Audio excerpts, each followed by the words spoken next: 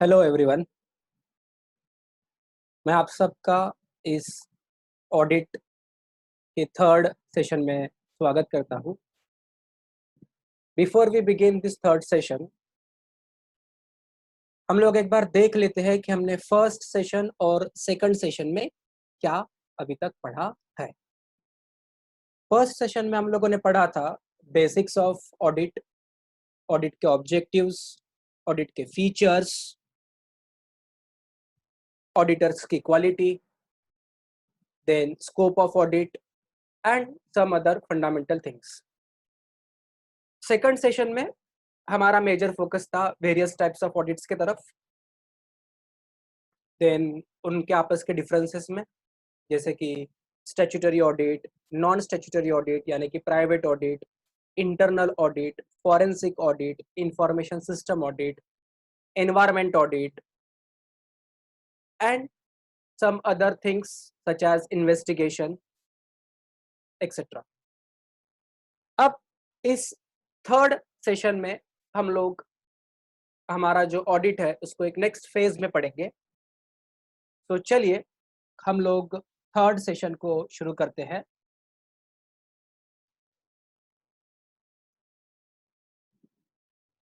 Now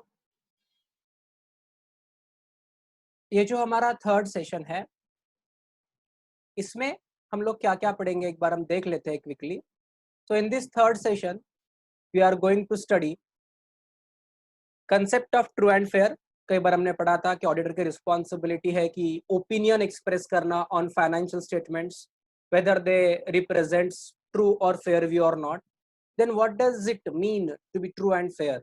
in principle हम लोगों ने पहले दो सेशंस में भी इसके ऊपर डिस्कशंस किए हैं। आज कुछ स्पेसिफिक पॉइंट्स के ऊपर हम थोड़ा सा डिस्कस करेंगे regarding true and fair. Then we will study what are fundamental accounting assumptions, जो आप लोगों ने अकाउंटिंग स्टैंडर्ड 1 में भी पढ़ा होगा। ऑडिट में भी इसका लिंक लगता है, तो एक बार हम देख लेंगे, सो दैट चाहे अकाउंट्स के पेपर में आपको फंडामेंटल अकाउंटिंग एजम्पशंस पूछे या ऑडिट के पेपर्स में आपको फंडामेंटल अकाउंटिंग एजम्पशंस पूछे, आप लोगों को आने चाहिए।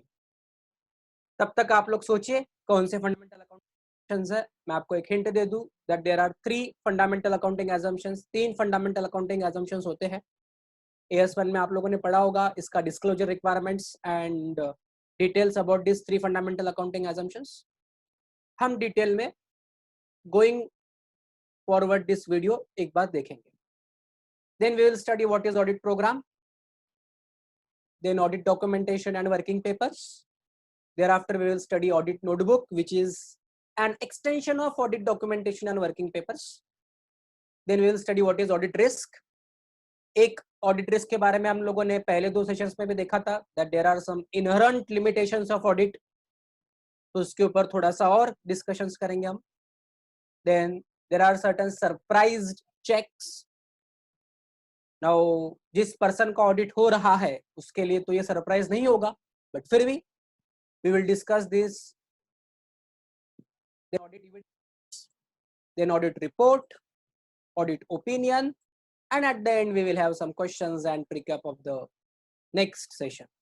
वैसे questions हम throughout this session भी देखते रहेंगे। तो ये ऑडिट का again I will remind you कि थ्योरी पेपर है, राइटिंग प्रैक्टिस मैटर करेगी, कीवर्ड्स मैटर करेंगे।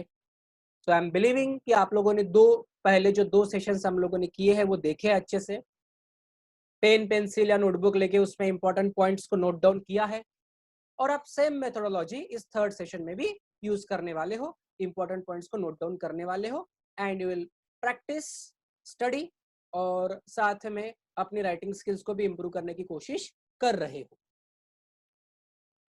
इसके अलावा मेरी आप लोगों से एक और रिक्वेस्ट है कि आप लोगों ने दो सेशंस देख लिए हैं, तो प्लीज अपना एक ऑनेस्ट ओपिनियन, अपना एक ऑनेस्ट रिव्यू मुझे बताइए कि ये जो दो सेशंस हमारे हुए हैं वो आप लोगों के लिए थे या नहीं थे, और if you need any kind of improvement और सजेशंस अगर आप लोगों के पास में है तो 1-on-1 मुझे आपको प्लीज कम्युनिकेट कीजिए। चलिए बढ़ते हैं, हम लोग शुरू करते हैं आज का हमारा session with the first topic, concept of true and fair. Now true and fair का मतलब क्या है? ऑडिट का प्राइमा फेसी या प्राइमरी ऑब्जेक्टिव एक ही है, to express an opinion that whether financial statements represent true and fair view और नॉट। तो सर ये true and fair view in principle तो हम लोगों को पता है कि सब सही होना चाहिए, according to the respective law होना चाहिए, according to the accepted accounting principles होना चाहिए, there should not be any material misstatement और फ्रॉड और error. But what are some specific points जो हमें ध्यान देने हैं in this concept of true and fair? चलिए देख लेते हैं। To ensure fair view an auditor has to see the following. क्या क्या देखना है उसे? सबसे पहले वो देखेगा that the assets are neither undervalued or overvalued according to the applicable accounting principles। यानी जो assets है उनकी जो हिस्टोरिकल कॉस्ट और फेयर वैल्यू जो भी बुक्स ऑफ अकाउंट में रिप्रेजेंट की है वो ना ही अंडर वैल्यूड है, मतलब जो उसकी वैल्यू होनी चाहिए। फॉर एग्जांपल पर्टिकुलर एक मशीनरी है हमारे पास और इस मशीनरी की जो historical cost after providing depreciation या फिर फेयर वैल्यू जो हमारे हिसाब से होनी चाहिए या according to the accepted accounting principle होनी चाहिए है वो रुपीज है 1 करोड़। तो हमें ये इंश्योर करना है कि वो पर्टिकुलर असेट ना ही 1 करोड़ से कम है बैलेंस शीट में, ना ही 1 करोड़ से ज्यादा है। So this principle is applicable for all assets, चाहे वो आपके फिक्स्ड असेट्स हो, चाहे वो आपके करंट असेट्स हो, चाहे वो आपके इंटेंजिबल असेट्स हो या कोई और असेट्स हो। आप लोगों को ये इंश्योर करना है दैट बैलेंस शीट में जो भी असेट्स रिफ्लेक्ट किए गए हैं वो असेट तो अंडर वैल्यूड है ना ही ओवर वैल्यूड है। क्योंकि अगर असेट्स अंडर वैल्यू रहेंगे या ओवर वैल्यू रहेंगे तो बैलेंस शीट जो है वो ट्रू एंड फेयर व्यू नहीं दे रहा है। और अगर balance sheet true and fair view नहीं दे रहा है तो आप कैसे कह सकते हो कि फाइनेंशियल स्टेटमेंट्स में सब कुछ सही है? ठीक है, तो आप लोगों को ये इंश्योर करना है that assets are neither over valued nor under valued. Then आप लोग ये देखोगे कि no material asset is omitted, मतलब कहीं ऐसा तो नहीं है कि कोई पर्टिकुलर असेट की एंट्री ही बुक्स ऑफ अकाउंट में नहीं हुई है। हमारे पास वो असेट तो है बट हमने उसका रिकॉर्डिंग ही नहीं किया। Then the charge if any on assets are disclosed. Charge मतलब क्या होगा? सो क्या होता है कि हमें कोई भी बिजनेस करने के लिए we need some finance. One of the way of finance is by way of loans and advance, चाहे वो लोन फ्रॉम बैंकिंग या फाइनेंशियल इंस्टीट्यूशन से हो या in the nature of debenture हो या कोई और हो। तो कोई भी इंस्टीट्यूशन लोन देने के पहले एक कोलैटरल सिक्योरिटी मांगती है। सो उस सिक्योरिटी के नाम पर हम एज एन ऑर्गेनाइजेशन हमारी असेट्स को हाइपोथिकेट या मॉर्गेज करवाते हैं विद दैट फाइनेंशियल इंस्टीट्यूशन। तो ये जब हाइपोथिकेट या मॉर्गेज होता है तो वो पर्टिकुलर लोन देने वाली एंटिटी उस असेट के ऊपर अपना चार्ज, अपना नोटिंग करती है। तो आप लोगों को अपने ऑडिट रिपोर्ट में या बैलेंस शीट में स्पेसिफिकली नोट्स टू अकाउंट में मेंशन करना जरूरी है कि कौन से असेट्स के अगेंस्ट में आपने कितने रुपए का लोन लिया है, किस इंस्टीट्यूशन से या किस फॉर्मेट में वो लोन लिया है और इसके ऊपर कितने रुपए का चार्ज, हाइपोथिकेशन या मॉर्गेज किया गया है, और आपको वो रिपोर्ट करना जरूरी है। अगर आपको एक एग्जांपल समझना है तो आप लोगों ने अगर कोई two wheeler vehicle on loan लिया होगा तो वो व्हीकल का जो आरसी बुक होगा या रजिस्ट्रेशन सर्टिफिकेट जो होगा उसके ऊपर लिखा रहेगा कि hypothecated with so and so bank या सो एंड सो इंस्टीट्यूशन जिसके पास से आपने लोन लिया है। सिमिलर सिस्टम फॉलो की जाती है for other assets as well. For example अगर ऑर्गेनाइजेशन ने अपने बिल्डिंग या प्लांट एंड मशीनरी के अगेंस्ट में लोन लिया है तो प्रॉपर्टी रजिस्ट्रार ऑफिस में भी उसके ऊपर नोटिंग की जाती है कि ये असेट्स के ऊपर इस पर्टिकुलर इंस्टीट्यूशन से लोन लिया गया है और इसके ऊपर इतने रुपए का चार्ज नोट किया गया है। सो एज एन ऑडिटर हमें यह भी डिस्क्लोज करना जरूरी है, बिकॉज मान लेते हैं कि किसी XYZ लिमिटेड कंपनी के बैलेंस शीट में दिखाया है बिल्डिंग वर्थ ₹20 करोड़। तो as a reader of financial statement, as a stakeholder हम क्या कहेंगे, अरे वाह 20 करोड़ की बिल्डिंग है। लेकिन क्या होगा कि अगर वो बिल्डिंग के ऊपर उस पर्टिकुलर ऑर्गेनाइजेशन ने 3 करोड़ रुपीस का 15 करोड़ का ऑलरेडी लोन लेके रखा है, तो हमारे लिए तो नेट बिल्डिंग की वैल्यू सिर्फ 5 करोड़ है, भले बिल्डिंग 20 करोड़ की थी। लेकिन कल अगर कुछ कम ज्यादा होता है तो बिल्डिंग का जो भी रियलाइजेशन होगा उसमें से पहला शेयर तो जाएगा जिस ऑर्गेनाइजेशन ने आपको लोन दिया है या जिस इंस्टीट्यूशन ने आपको लोन दिया उसके पेमेंट के लिए। तो एज अ रीडर और एज अ स्टेक होल्डर हमारे लिए तब तक के स्टेटमेंट पूरा ट्रू, क्लियर, पूरा फेयर नहीं है जब तक हमें यह भी बताया जाए कि ये पर्टिकुलर बिल्डिंग के अगेंस्ट में हमने एक लोन लिया गया है। इसीलिए नोट्स टू अकाउंट में या notes to the audit report में हम लोग स्पेसिफिकली ये मेंशन करेंगे कि कौन से असेट के अगेंस्ट में कितना कितने रुपए का आप लोगों ने लोन लिया है और उसके ऊपर कितना कितना चार्ज है या फिर कोई अदर हाइपोथिकेशन, मॉर्गेज या नोटिंग किया गया है। सो ट्रू एंड फेयर व्यू में सबसे पहले हम लोगों ने एक चीज देखी कि assets are neither under valued nor over valued, no material asset is omitted, और अगर किसी असेट के ऊपर कुछ चार्ज है तो वो भी आपने डिस्क्लोज किया है। आगे बढ़ते हुए इसके अलावा आप लोग देखोगे material liability should not B omitted, कोई इंपॉर्टेंट लायबिलिटी है वो ओमिट नहीं होनी चाहिए, वो कंप्लीटली डिस्क्लोज होनी चाहिए आपके फाइनेंशियल स्टेटमेंट में, क्योंकि लायबिलिटी अगर है तो उसको पेमेंट करने के फ्यूचर में या उसको क्लियर करने की लायबिलिटी भी हमारी रहेगी। देन आप लोग देखोगे that profit and loss account discloses all material required information and disclosures, यानी जो भी मटेरियल एक्सपेंडिचर्स है या इनकम्स है या उसके रिलेटेड जो भी मटेरियल इंफॉर्मेशन है वो कंप्लीटली डिस्क्लोज की गई है। ये 5 इंपॉर्टेंट पॉइंट्स आप लोग चेक करोगे in the concept of true and fair. इसके अलावा आप लोग एक चीज को और इंश्योर करोगे that balance sheet has been prepared in accordance with respect to schedules and norms. साथ में आप लोग एक चीज के ऊपर ध्यान दो, ऑल अनयूजुअल एक्सेप्शंस और non recurring items have been disclosed separately. Sir ये क्या है? मान लेते हैं कि किसी एक ऑर्गेनाइजेशन में एक अनयूजुअल ट्रांजैक्शन हुआ, एक एक्सेप्शनल ट्रांजैक्शन हुआ। फॉर एग्जांपल किसी एक ऑर्गेनाइजेशन को या प्रोपराइटर को एक एक्सेप्शनल तौर पे एक बहुत बड़ा टेंडर मिल गया, बहुत बड़ा कॉन्ट्रैक्ट मिल गया जो रिकरिंग नेचर का नहीं है। तो इसके वजह से क्या होगा, उस एक पर्टिकुलर ईयर में आपकी इनकम, आपकी एसेट्स बहुत ज्यादा दिखेगी, बट ये कंटिन्यू नेचर का नहीं है। तो आने वाले फाइनेंशियल ईयर्स के लिए ये पर्टिकुलर इनकम या ये पर्टिकुलर एंट्री आपके फाइनेंशियल स्टेटमेंट्स में रिफ्लेक्ट होने वाली नहीं है। तो एज एन ऑडिटर आप लोगों को ये लिखना जरूरी है या फिर ये डिस्क्लोज करना जरूरी है मैनेजमेंट को कि ये पर्टिकुलर जो इनकम या एक्सपेंडिचर या असेट या लायबिलिटी या ये पर्टिकुलर जो एंट्री हुई है या पर्टिकुलर जो ट्रांजैक्शन हुआ है ये अनयूजुअल है, एक्सेप्शन है, नॉन रिकरिंग इन नेचर का है। क्योंकि अगर उसके ऊपर रिलाय कर मतलब अगर आप लोगों ने ये अनयूजुअल या एक्सेप्शन ट्रांजैक्शन की रिपोर्टिंग नहीं किया, स्पेसिफिकली मेंशन नहीं किया और उस पर रिलाय करके अगर किसी स्टेक होल्डर ने कोई डिसीजन लिया तो उसका तो फ्यूचर में रिपीटेशन नहीं होगा उस पर्टिकुलर ट्रांजैक्शन का, तो स्टेक होल्डर को तो प्रॉब्लम हो गई। समझ में आई ये बात? ये ट्रांजैक्शन बोथ द वेज में हो सकता है। जैसे फॉर एग्जांपल किसी ऑर्गेनाइजेशन के गोडाउन में एक अनफॉर्चुनेट इवेंट हुआ और वहां पे आग लग गई, फायर हो गया।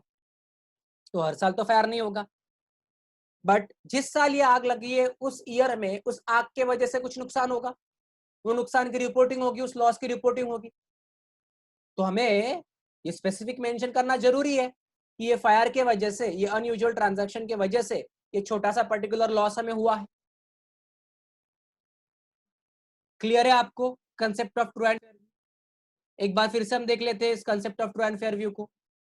सो ट्रू एंड फेयर व्यू में हम क्या करेंगे, सबसे पहले ये देखेंगे that neither assets are undervalued nor overvalued, assets are neither undervalued or overvalued, no material asset is omitted, कोई भी material asset का omission नहीं हुआ है, all assets are disclosed clearly, the charge if any on assets are disclosed specifically, आपने कोई asset के against में कोई लोन लेके रखा है या कोई liability लेके रखी है तो स्पेसिफिकली आपने डिस्क्लोज किया है, सारी मटेरियल लायबिलिटीज आपने डिस्क्लोज की है, कोई ओमिशन नहीं है, प्रॉफिट एंड लॉस अकाउंट में जो भी रिक्वायर्ड डिस्क्लोजर है वो आपने किया है, balance sheet is prepared according to respect to schedules and norms, अगर कंपनीज एक्ट है तो according to the company law, कोई और लॉ है तो according to that particular law, या सारे अकाउंटिंग स्टैंडर्ड्स, अकाउंटिंग प्रिंसिपल्स या इंडियास आपने अच्छी तरीके से फॉलो किए हैं, या फिर कोई अगर अनयूजुअल या एक्सेप्शनल या नॉन रिकरिंग आइटम है तो भी स्पेसिफिकली डिस्क्लोज हुआ है।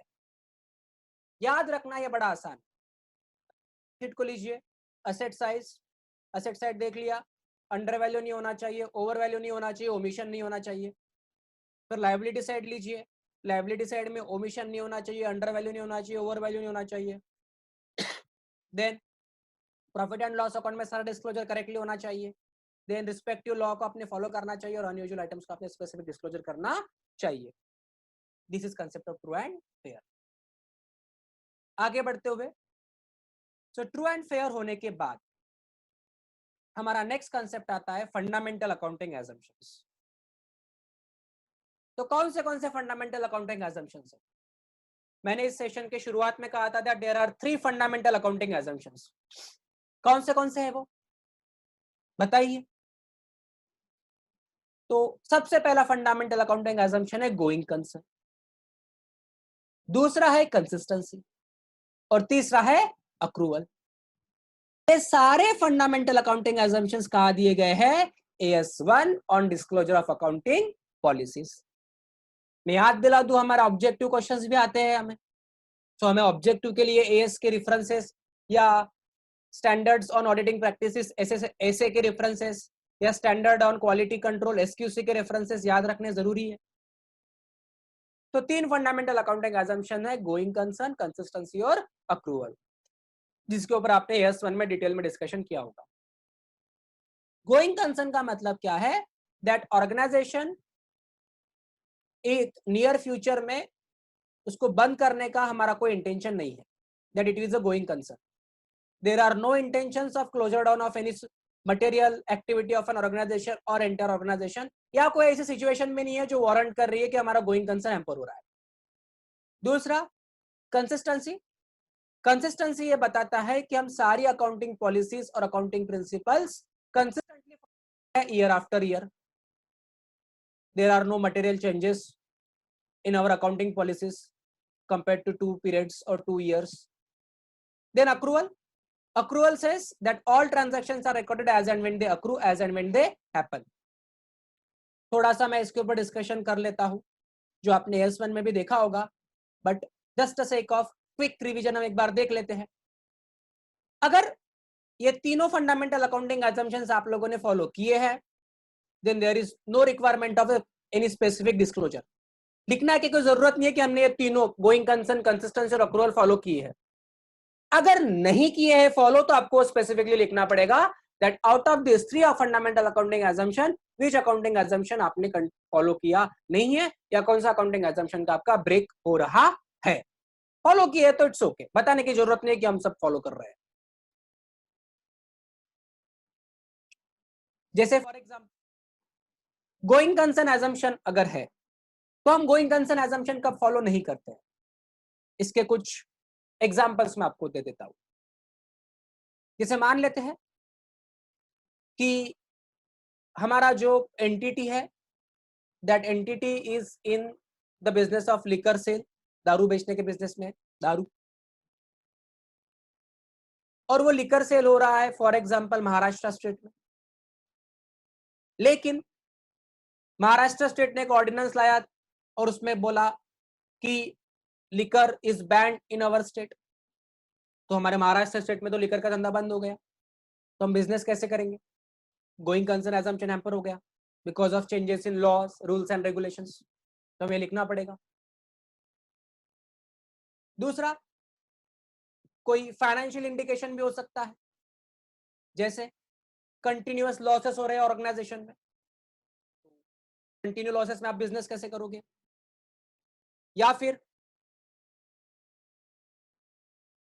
ऑर्गेनाइजेशन का कैश फ्लो कंटिन्यूअसली नेगेटिव है, ऑर्गेनाइजेशन इज अनेबल टू पे इट्स क्रेडिटर्स, या एम्प्लॉयज की सैलरी पे नहीं कर पा रहे हैं, EMIs बाउंस हो रही है, तो फाइनेंशियल जो पोजीशन है ऑर्गेनाइजेशन की वो स्टेबल नहीं है, तो गोइंग कंसर्न एजम्पशन फिर हैम्पर हो सकता है। समझ में आ रहा है? तो आप लोगों को लिखना पड़ेगा कि क्या बेसिस पर आप ये मान रहे हो कि गोइंग कंसर्न एजम्पशन हैम्पर हो रहा है और उसका इंपैक्ट क्या है। कंसिस्टेंसी, आप सारी accounting policies, accounting methods, accounting assumptions consistently follow कर रहे हो। अगर चेंज है तो आपको रिपोर्ट करना है कि क्या चेंज किया है अपने अकाउंटिंग पॉलिसीज में, और because of this change financial statement में क्या इंपैक्ट हो रहा है। इन केस आप इंपैक्ट इवैल्यूएट नहीं कर पा रहे हो, इंपैक्ट कैलकुलेट नहीं कर पा रहे हो, तो आपको वैसा स्पेसिफिक मेंशन करना पड़ेगा कि ये पॉलिसी हमने चेंज की और हम इसका इंपैक्ट कर नहीं पा रहे हो। फॉर एग्जाम्पल, हमारी ऑर्गेनाइजेशन एक रिटर्न डाउन वैल्यू मेथड से डेप्रिसिएशन चार्ज कर रही थी year after year. Current year में आप लोगों ने डेप्रिसिएशन का मेथड WDV से शिफ्ट किया है स्ट्रेट लाइन मेथड में, तो आपको लिखना पड़ेगा कि अभी तक हम लोग WDV मेथड फॉलो कर रहे थे डेप्रिसिएशन की, बट करंट ईयर से हम लोगों ने स्ट्रेट लाइन मेथड फॉलो किया डेप्रिसिएशन का, और इसके वजह से डेप्रिसिएशन के अमाउंट में इतना रिडक्शन आया है या इतना डेप्रिसिएशन ज्यादा आया है और रिस्पेक्टिव इंपैक्ट उस पर्टिकुलर असेट पे पड़ा है। कंसिस्टेंसी। और अगर आपने अक्रूवल या मर्केंटाइल सिस्टम फॉलो नहीं किया तो आपको वो भी रिपोर्ट करना जरूरी है। आई होप आप लोगों ने S1 पढ़ा है और आप लोग मैंने जो अभी डिस्कस किया है इस पार्ट को आप लोग लिंक कर पा रहे हैं। आगे बढ़ते हुए नेक्स्ट पॉइंट हमारा था audit programme. So audit programme क्या है? हमने पढ़ा था क्वालिटीज ऑफ एन ऑडिटर में that auditor should plan the audit. तो audit programme and audit plan are related terms. So audit programme में क्या होगा? ऑडिटर अपना पूरा ऑडिट का एक जो प्लान है या एक जो प्रोग्राम है उसे एक स्टैंडर्ड पेपर पर लिखेगा, सो दैट ये आगे हेल्पफुल हो हमें ऑडिट करने में। इसमें क्या क्या आता है? सबसे पहली बात, an audit program is a detailed plan of the auditing work to be perform. एक डिटेल्ड प्लान रहेगा जो ऑडिटिंग वर्क आपको परफॉर्म करना है।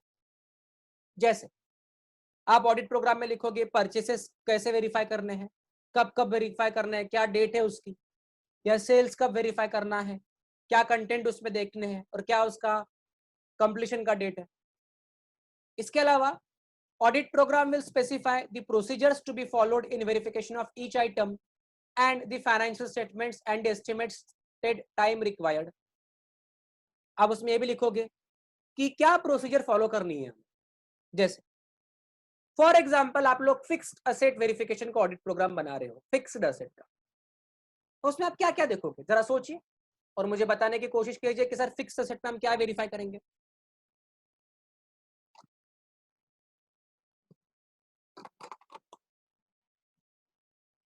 फिक्स्ड असेट में सबसे पहले आप लोग क्या देखोगे? फिक्स्ड असेट रजिस्टर दिखाइए सर हमें। उस रजिस्टर में जो जो फिक्स्ड असेट की एंट्रीज है हम उसको फिजिकली भी वेरीफाई करने की कोशिश करेंगे।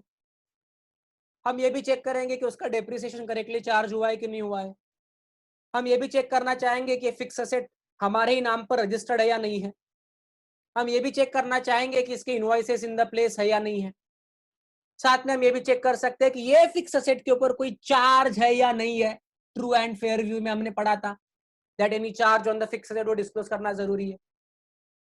साथ में हम ये भी चेक करेंगे कि फिक्स असेट की जो एक्सपेक्टेड लाइफ दी गई है, जो डेप्रिसिएशन का रेट दिया गया है या अदर पर्टिकुलर चीजें ली गई है जो इकोनॉमिक उसका वैल्यू होगा, वो according to the prudent accounting principles या वैल्यूज आपने डिराइव किए हैं या नहीं किए हैं, ये आप चेक करोगे। Further, an audit program is a written plan containing exact details with regard to the conduct of a particular audit. आप एक रिटर्न रिकॉर्ड दोगे और एग्जैक्ट डिटेल्स दोगे कि आपको पर्टिकुलर ऑडिट में क्या क्या चेक करना है या क्या क्या वेरीफाई करना जरूरी है। इट इज अ डिस्क्रिप्शन और memorandum of the work to be done during an audit. एक पर्टिकुलर ऑडिट में क्या वर्क करना है उसका डिस्क्रिप्शन या मेमोरेंडम में इसमें रहेगा। The audit program should consider previous year's audit program and this may be modified if necessary. तो आपका जो ऑडिट प्रोग्राम है आप उसके लिए पिछले ऑडिट प्रोग्राम को कंसिडर करोगे, उसके अकॉर्डिंगली पिछला आपका जो एक्सपीरियंस है या पिछले ऑडिटर का जो एक्सपीरियंस है उसके हिसाब से आप अपना ऑडिट प्रोग्राम बनाओगे। आपको अगर उसमें कुछ मॉडिफिकेशंस या वेरिफिकेशंस की नीड है तो आप वो लोग भी आप वो मॉडिफिकेशंस और वेरिफिकेशंस भी आप लोग करोगे। ऑडिट प्रोग्राम क्लियर है आप लोगों को? एक बार आप देख लीजिए।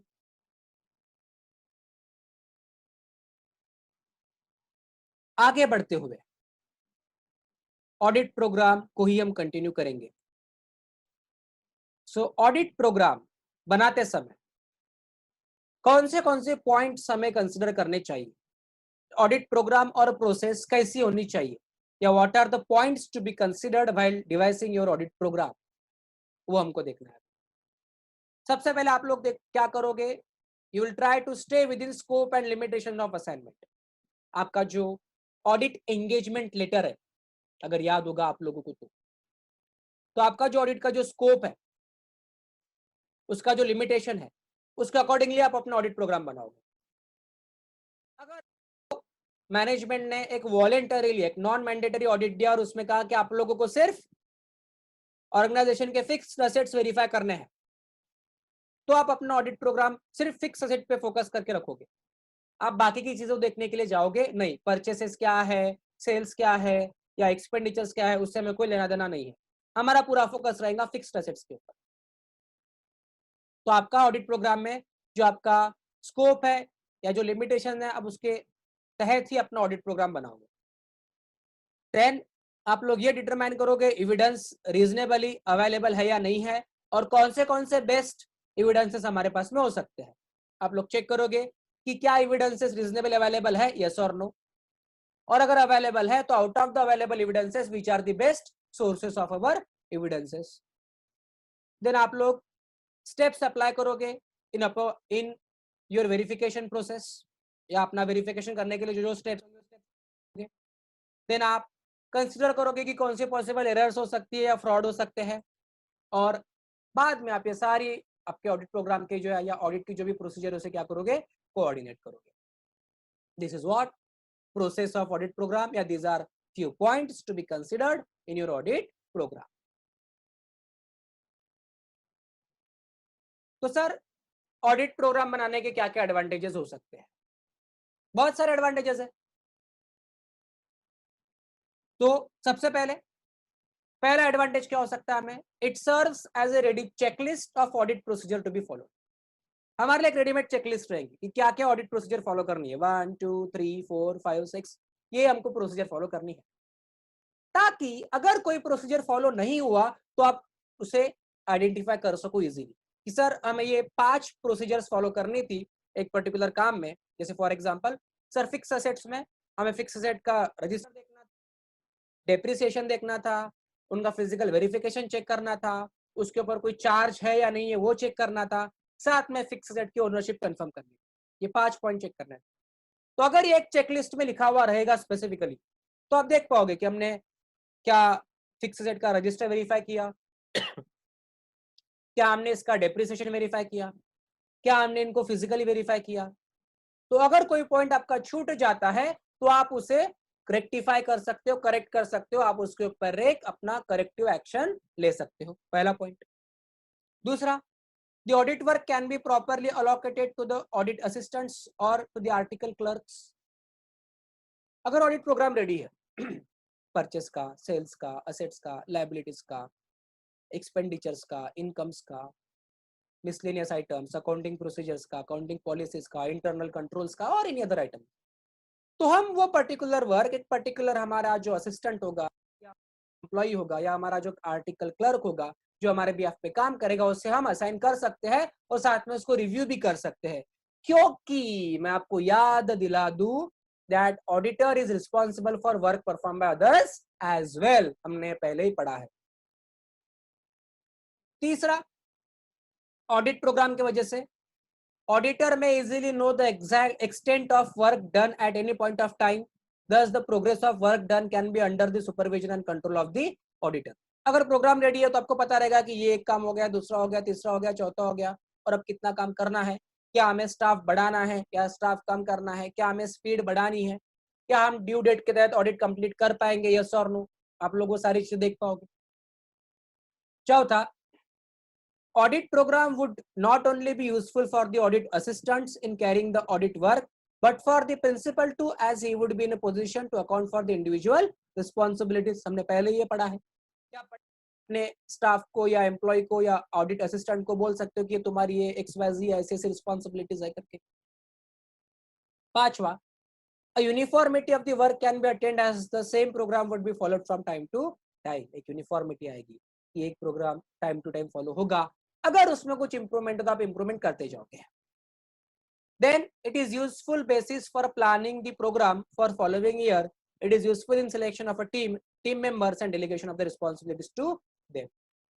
अगर प्रोग्राम रेडी है हमारे पास तो करंट ईयर के प्रोग्राम में जो भी हमारा लर्निंग हुआ है, जो भी हमारा एक्सपीरियंस है, इस एक्सपीरियंस के बेस पर हम नेक्स्ट ईयर का भी प्रोग्राम एडवांस में बना सकते हैं, और हमारे ऑडिट टीम को असाइन भी कर सकते हैं उस प्रोग्राम के अकॉर्डिंगली।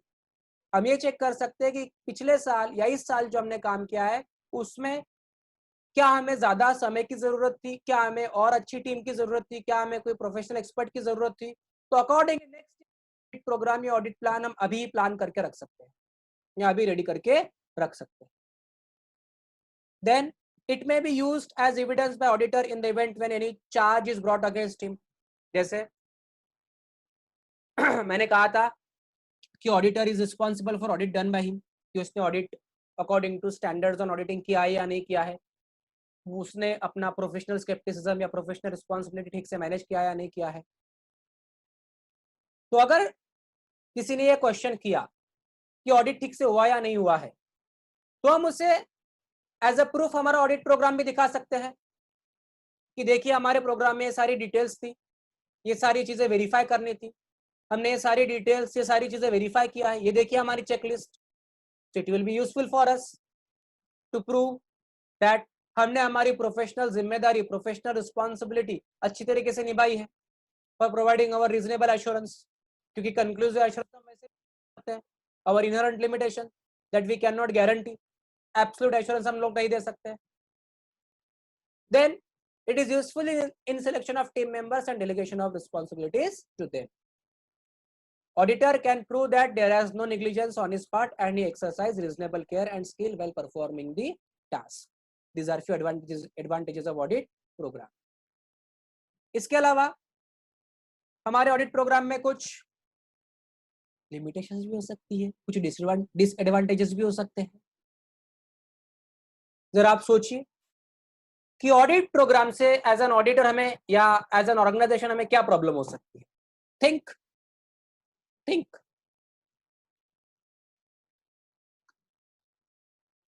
तो ये है कुछ डिसएडवांटेजेस ऑफ ऑडिट प्रोग्राम, कुछ लिमिटेशंस। पहला, auditor's task becomes mechanical and auditor में lose interest and initiative. Mechanical हो सकता है, अरे यार हर साल एक ही प्रोग्राम है, केमिकल से चेक करनी है, तो मोनोटोनस जॉब हो सकता है ये। Drawing up of an audit programme में भी unnecessary for a small concern, एक छोटी सी ऑर्गेनाइजेशन के लिए अननेसेसरी हो सकता है। तो एक छोटा सा ट्रेडर है या छोटा सा मैन्युफैक्चरिंग यूनिट है या सर्विस प्रोवाइडर है, कोई एक पर्सन उसको ऑडिट अच्छे से कर सकता है, तो क्या जरूरत है ऑडिट प्रोग्राम की सर। दो, audit program helps in fixing responsibilities, but inefficient staff may defend themselves by stating the matters was not contained in the audit program. Staff अगर इनएफिशिएंट है, अपने जिम्मेदारी से भाग रहा है, तो ऑडिट प्रोग्राम में भी ineffective. Rigid program can not be let down for each type of business. Rigid program हम हर टाइप ऑफ बिजनेस के लिए लेट डाउन कर नहीं सकते। क्लियर है? मैं आपको याद दिला दूं एग्जाम में क्वेश्चंस कैसे आ सकते हैं। जैसे हमने सबसे पहले पढ़ा ट्रू एंड फेयर व्यू, तो एग्जाम में क्वेश्चन आ सकता है write short note on true and fair view, या what do you mean by fair view, तो उसमें आपको सारे पॉइंटर्स लिखने हैं। एग्जाम में क्वेश्चन आ सकता है what are fundamental accounting assumptions and state the disclosure requirements for them, आपको वो भी लिखना है। क्वेश्चन आ सकता है what do you mean by audit programme, या what is the process of audit programme, या व्हाट आर द एडवांटेजेस और disadvantages of the audit programme. I hope मैं क्लियर हूं मेरे स्टेटमेंट्स में। चलिए अब ऑडिट प्रोग्राम के बाद आगे बढ़ते हुए हम लोग देखेंगे audit documentation and working papers. बहुत जरूरी है हमारे लिए एविडेंसेस गैदर करना। तो ऑडिट डॉक्यूमेंटेशन में सबसे पहला सवाल, ऑडिट डॉक्यूमेंटेशन किसकी प्रॉपर्टी है। तो audit documentations are property of an auditor, वो एक ऑडिटर की प्रॉपर्टी है। दूसरा, ऑडिट डॉक्यूमेंटेशन में क्या क्या आता है, तो दो मेजर पॉइंट्स आते हैं ऑडिट डॉक्यूमेंटेशन। एक आता है ऑडिट फाइल और एक आता है audit completion memorandum. Audit file में भी दो टाइप्स आते हैं, एक परमानेंट ऑडिट फाइल और एक करंट और टेम्पररी ऑडिट फाइल। हम देखेंगे सबको डिटेल में। मैं आपको बता दूं कि ऑडिट डॉक्यूमेंटेशन और वर्किंग पेपर का रेफरेंस दिया गया है ऐसे 230 ऑन ऑडिट डॉक्यूमेंटेशन, ऑब्जेक्टिव के लिए आपको याद रखना। आगे बढ़ते हुए ऑडिट डॉक्यूमेंटेशन और वर्किंग पेपर्स के ऊपर देखते हैं हम लोग। Audit documentation provides evidence of the auditor's basis for conclusion about the achievement of the overall objective of the auditor, and evidence that the audit was planned and performed in accordance with essays and applicable legal and regulatory requirements. Audit documentation एक evidence है कि auditor ने अपना audit का जो overall objective है, जो verification का जो मेन काम था, वो सारे प्रॉपर प्रोसीजर फॉलो करके है और ऑडिट प्रॉपरली प्लान करके परफॉर्म किया है. मैं आपको बता दूं, ऑडिट प्रोग्राम या ऑडिट प्लान ये एक ऑडिट डॉक्यूमेंटेशन का ही पार्ट है.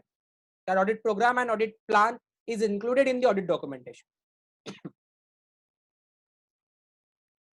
क्या है सर पर्पस ऑडिट डॉक्यूमेंटेशन का? हमें ऑडिट डॉक्यूमेंटेशन क्यों चाहिए? सबसे पहला, assisting the engagement team to plan and perform the audit. Engagement team जो ऑडिट परफॉर्म करे, ऑडिट प्लान करे, उसको असिस्ट करने के लिए हमें ऑडिट डॉक्यूमेंटेशन चाहिए. दूसरा, assisting members of the engagement team to direct and supervise the audit work and to discharge their review and responsibilities. है ना, मैं जो एंगेजमेंट टीम है उसे असिस्ट करना, उसकी रिस्पॉन्सिबिलिटी उनको असाइन करना, उससे रिव्यू करना, उस सब के लिए हमें ऑडिट डॉक्यूमेंटेशन चाहिए. सर ये एंगेजमेंट टीम क्या है? बार बार वर्ड आ रहा है. तो एंगेजमेंट टीम मतलब all those people who are working on a particular audit, which includes your employees, your staff, your audit या आर्टिकल क्लर्क, और योर ऑडिट पार्टनर्स और एनी आउटसाइड प्रोफेशनल जो आपके बिहाफ पे काम कर रहा है, क्योंकि आपको कई बार एक्सपर्ट का व्यू या एक्सपर्ट का ओपिनियन लेने की जरूरत पड़ती है. Audit documentation helps in enabling the engagement team to be accountable for its work. जिसने जो काम किया उसके लिए हम अकाउंटेबल कर सकते हैं, उसको बोल सकते हैं कि भाई परचेस आपने किया था, सेल्स आपने किया था, ये पर्टिकुलर रिव्यू आपने किया था, तो आप लोग बताइए ये काम ठीक से हुआ है कि नहीं हुआ है. Retaining a record of matters of continuing significance to future audits. Future audit के लिए ये रिकॉर्ड बन सकता है, हमारे नए स्टाफ के लिए, नए असिस्टेंट्स के लिए, हमारे लिए एक लर्निंग के लिए जरूरी या वैल्यूएबल इनपुट मिल सकता है audit documentation. Enabling the conduct of quality control review and inspection, and they enable the conduct of external inspection in accordance with applicable legal or regulatory or other requirements. This is what purpose of audit documentation. आपको पूछ सकते हैं what are purposes of audit documentation. But I have one question for you. Form and content of documentation depends on which factors? ऐसे कौन से factors है जिनके ऊपर आपके ऑडिट डॉक्यूमेंटेशन का फॉर्म और कंटेंट डिपेंड किया जाएगा? सोचकर मुझे बताने की कोशिश कीजिए कि सर इन पर्टिकुलर फैक्टर्स में ऑडिट डॉक्यूमेंटेशन का फॉर्म या कंटेंट डिपेंड करता है.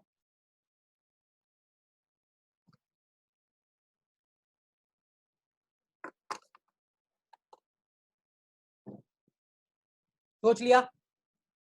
चलिए देखते हैं आपने क्या सोचा है और क्या होता है. तो आपका जो ऑडिट डॉक्यूमेंटेशन है वो डिपेंड करता है ये 7 इंपॉर्टेंट फैक्टर्स के ऊपर. पहला है size and complexity of entity. Entity का साइज क्या है? छोटी एंटिटी है, बड़ी एंटिटी है, एक मिड साइज फर्म है, स्मॉल है या बिग एंटरप्राइज है. कॉम्प्लेक्सिटी क्या है? क्या वो सर्विस एंटिटी है, ट्रेडिंग एंटिटी है, मैन्युफैक्चरिंग? क्योंकि अगर सर्विस एंटिटी है तो उसमें आपको इन्वेंट्री के डॉक्यूमेंटेशन की जरूरत नहीं है, लेकिन मैन्युफैक्चरिंग एंटिटी है तो उसमें आपको इन्वेंट्री भी लगेगी, या ट्रेडिंग एंटिटी पे आपको इन्वेंट्री भी लगेगी. इसके अलावा मैन्युफैक्चरिंग एंटिटी के ऊपर आपको ये भी लगेगा कि उसकी मैन्युफैक्चरिंग की प्रोसेस कैसी है, how the manufacturing is done. बराबर है? सारा काम ठीक से हुआ है या नहीं हुआ है, ये भी आप चेक करोगे. Then nature of audit procedure to be followed. आपको कौन सी ऑडिट प्रोसीजर फॉलो करनी है उसके ऊपर भी आपके ऑडिट डॉक्यूमेंटेशन डिपेंड करेंगे. जैसे अगर कंप्यूटराइज सिस्टम है तो इंफॉर्मेशन सिस्टम ऑडिट भी आप करोगे तो डॉक्यूमेंटेशन चेंज होंगे अकॉर्डिंगली.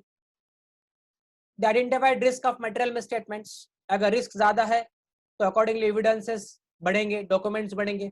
रिस्क कम है तो एविडेंसेस और डॉक्यूमेंटेशन की सेवियरिटी अकॉर्डिंगली मैटर करेगी या चेंज होगी. Then significance of the audit evidences obtained. जो आपने ऑडिट एविडेंसेस ऑब्टेन किए वो आपको क्या सिग्नल्स दे रहे हैं, वो कितने है. जैसे मान लेते हैं आपने शुरुआत में यानी ऑडिट जब शुरू किया था तब ये एंटिसिपेट किया था कि risk is moderate to low, यानी लो टू मॉडरेट रिस्क है, हाई रिस्क नहीं है. लेकिन ऑडिट करते समय आपको पता चला दैट रिस्क का measurement is moderate to high, ज्यादा रिस्क है मिसस्टेटमेंट होने का. तो अकॉर्डिंगली आपके डॉक्यूमेंटेशन और आपके एविडेंसेस इंक्रीज हो गए, बढ़ेंगे. आप और एविडेंसेस की डिमांड करोगे। Then nature and extent of exceptionals identified, कुछ एक्सेप्शन आइटम्स मिलते हैं क्या हमें। Then need to document a conclusion or the basis for a conclusion not readily determined or determinable from the documentation of the work performed or audit evidence obtained, और last में the audit methodology and audit tools use। आप जो methodology use कर रहे हो, जो audit tools use कर रहे हो, उसके ऊपर भी आपके ऑडिट डॉक्यूमेंटेशन डिपेंड करते हैं। These are 7 फैक्टर्स जिनके ऊपर आपके ऑडिट डॉक्यूमेंटेशन डिपेंड करते हैं। आपको एग्जाम में पूछ सकते हैं what are the factors on which audit documentation depends, या audit documentation की कंटेंट क्या होती है, audit documentation क्या होना चाहिए। आगे ऑडिट डॉक्यूमेंटेशन और वर्किंग पेपर्स के ऊपर कुछ और चीजें देखते हैं। सबसे पहला, what are types of audit files और वर्किंग पेपर और वर्किंग फाइल। हमने अभी पढ़ा थोड़ी देर पहले कि ऑडिट फाइल के 2 टाइप्स होते हैं। कौन से टाइप होते हैं वो, क्या आपको याद है? याद है, बताइए। तो ऑडिट टाइप्स और ऑडिट वर्किंग पेपर के मेजर 2 टाइप होते हैं। एक है परमानेंट ऑडिट फाइल, जिसमें इंफॉर्मेशन ऑफ कंटिन्यूइंग इंपॉर्टेंस रहेगी, और दूसरा है करंट और टेम्पररी ऑडिट फाइल, जिसमें information of audit of a single period रहेगा। जैसे मान लेते हैं आप किसी कंसर्न के कंटिन्यू ऑडिट कर रहे हो फॉर सम टाइम, 3-4 साल के लिए आप कंटिन्यू ऑडिट कर रहे हो। फॉर एग्जांपल एबीसी लिमिटेड का 2-3 साल के लिए ऑडिटर अपॉइंट किए गए हो और आप कंटिन्यू ऑडिट कर रहे हो एबीसी लिमिटेड का। तो परमानेंट ऑडिट फाइल में वो चीजें रहेगी जो कंटिन्यूइंग इंपॉर्टेंस के रहेंगे, जिसमें जनरली कोई चेंज नहीं होता है। जैसे memorandum of association and articles of association, आपका इनिशियल और मेन अपॉइंटमेंट लेटर जिसमें लिखा गया है for how many number of years आप एज एन ऑडिटर अपॉइंट किए गए हो। परमानेंट नेचर के डॉक्यूमेंट्स, कुछ फिक्स असेट्स के या कुछ ऑर्गेनाइजेशन के परमानेंट अग्रीमेंट्स जिसमें जनरली चेंज नहीं होता, वो परमानेंट ऑडिट फाइल में रहेंगे। करंट ऑडिट फाइल में करंट ईयर का या सिंगल ऑडिट पीरियड का डेटा रहेगा। जैसे करंट ईयर का आपका जो ऑडिट अपॉइंटमेंट का जो कंफर्मेशन हुआ होगा या रिन्यूअल हुआ होगा, उसका एक अपॉइंटमेंट लेटर जो ओरिजिनल लेटर को लिंक करके रहेगा।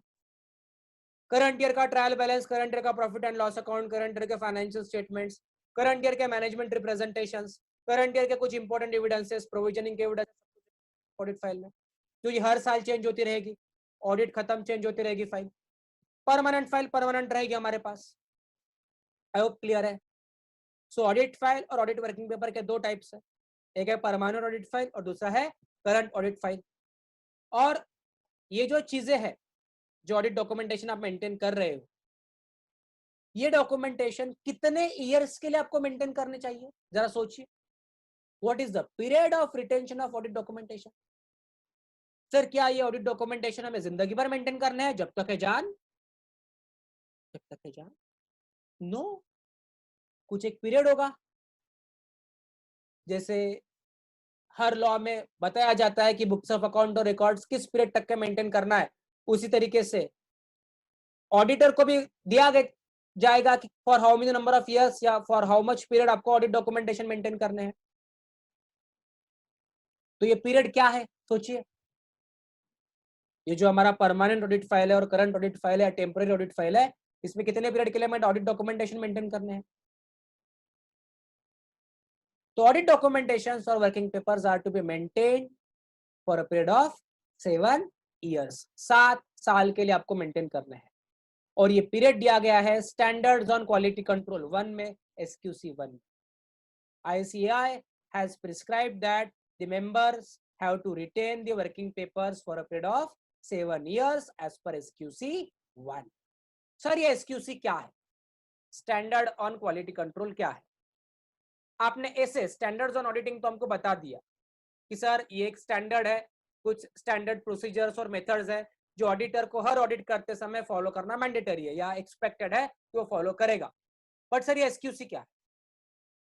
SQC standards on quality control, ये कुछ स्टैंडर्ड्स इशू किए गए हैं जहां पे ऑडिट की क्वालिटी को करने के ऊपर या उसे इंप्रूव करने के ऊपर एम्फासाइज किया जाता है। उसमें बताया जाता है कि कैसे आप ऑडिट की क्वालिटी को मेंटेन कर सकते हो और इंप्रूव कर सकते हो, उसके कुछ स्पेसिफिक एक्सक्यूजेस आपको दिए गए हैं। ओके, आगे बढ़ते हुए, who is the owner of audit documents, हमने पहले पढ़ा था, बताइए ऑडिट डॉक्यूमेंट का मालिक कौन है, ओनर कौन है? उसका मालिक, उसका ओनर ऑडिटर है। अच्छा, क्या ऐसा कर सकते हैं, मतलब क्या आपका ऑडिट, आपका क्लाइंट आपको ऐसे बोल सकता है कि आप अपने वर्किंग पेपर्स मुझे दे दो? क्या वो बोल सकता है? क्या बोल सकता है? बिल्कुल नहीं। Working papers are the property of the auditor, the portions और extracts of which can be had at his discretion, वो अपने डिस्क्रिशन पे रख सकता है उसको। अगर किसी क्लाइंट, किसी पर्टिकुलर पर्सन को ऑडिट डॉक्यूमेंटेशन के पोर्शन के एक्सट्रैक्ट की नीड है, तो ऑडिटर अपने डिस्क्रिशन के ऊपर वो पोर्शन या वो एक्सट्रैक्ट दे सकता है अगर उसे रिक्वायर्ड है तो। हालांकि ये पोर्शन और एक्सट्रैक्ट देते समय auditor has to ensure confidentiality, जो हमने फंडामेंटल क्वालिटीज और fundamental basic principles of audit में एक वन ऑफ द पॉइंट पढ़ा था, that he need to ensure confidentiality. So audit documents are property of an auditor. ये ऑडिटर को 7 years तक के लिए मेंटेन करना पड़ता है, जो कि दिया गया है SQC 1 में। और अगर ऑडिटर चाहे तो इसका एक्सट्रैक्ट दे सकता है अपने क्लाइंट को और थर्ड पर्सन को, after maintaining the secrecy and confidentiality of those information which is contained in those audit documents और वर्किंग पेपर्स। और ये सारा ऑडिट डॉक्यूमेंट्स के ऊपर जो चीजें आपको दी गई है, ये चीजें आपको कौन से स्टैंडर्ड्स ऑडिटिंग में दी गई है? दीज आर कौन से स्टैंडर्ड में दी गई है? सोच के बताइए मुझे, हमने पढ़ा था ये, कौन से स्टैंडर्ड में दी गई है ये चीजें? मैं नहीं बताऊंगा, आप ही बताइए विच स्टैंडर्ड। सोचिए, देखिए। आगे बढ़ते हुए,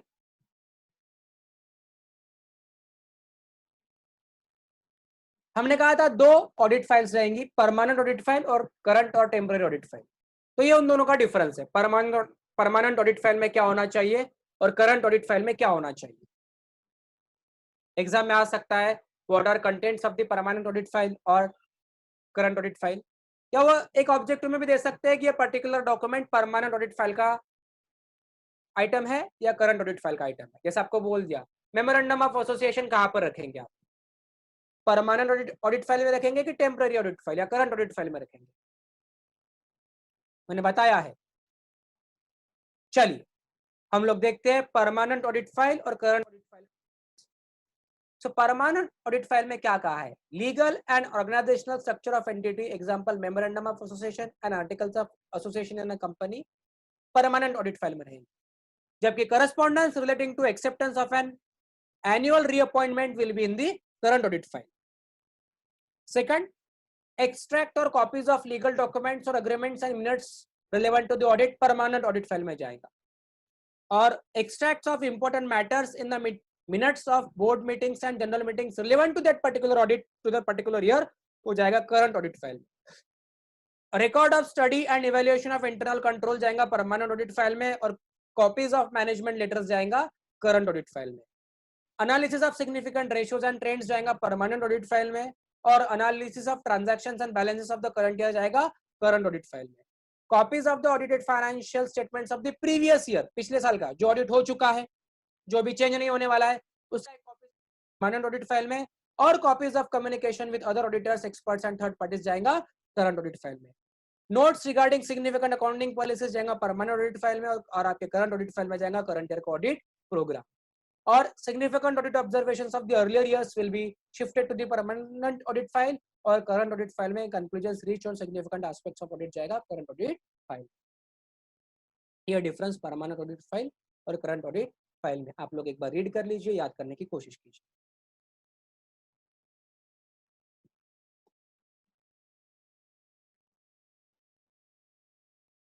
चलिए बढ़ते हैं हम लोग आगे। तो ये था ऑडिट डॉक्यूमेंटेशन और वर्किंग पेपर की। अगला पॉइंट है हमारा ऑडिट नोटबुक। ऑडिट नोटबुक क्या है? ऑडिट नोटबुक एक जनरली बाउंड किया हुआ परमानेंट रिकॉर्ड है ऑडिटर का। वो सारी डिटेल्स लिखेगा रिगार्डिंग इज ऑडिट। ऑडिट कैसे हुआ, क्यों हुआ, क्या देखा, क्या देखना चाहिए था, उसके क्या ऑब्जर्वेशंस है, ये एक ऑडिट एविडेंस के तौर पे भी यूज कर सकते हैं हम। तो ऑडिट नोटबुक में क्या क्या कंटेंट्स होने चाहिए, सोचिए। तो ऑडिट नोटबुक में name of the business enterprise आना चाहिए, ये किस बिजनेस एंटरप्राइज की ऑडिट नोटबुक है, उसका ऑर्गेनाइजेशन का स्ट्रक्चर क्या है, कॉर्पोरेट ऑर्गेनाइजेशन है तो उसका स्ट्रक्चर क्या है, पार्टनरशिप है तो पार्टनर्स की डिटेल्स क्या है, प्रोप्राइटर है तो उसका स्ट्रक्चर क्या है, important provisions of MOA and articles of association, MOA और एओए की इंपॉर्टेंट क्या क्या प्रोविजंस है जो आपको ऑडिट करते समय ध्यान देनी है। अगर पार्टनरशिप का आप ऑडिट कर रहे हो तो पार्टनरशिप डीड की क्या इंपॉर्टेंट प्रोविजंस है जो आपको ध्यान देनी है। Communication with the previous auditor if any, previous auditor से अगर आपने कोई कम्युनिकेशन किया है तो उसका डिटेल्स, ये सब जाएगा ऑडिट नोटबुक में। इसके अलावा management representations and instructions, these are all contents of the audit notebook. Then आप लोग लिखोगे list of books of account maintain by the enterprise, accounting methods, internal control system followed by the enterprise and applicable laws etcetera, ये सारा कुछ जाएगा audit notebook के अंदर।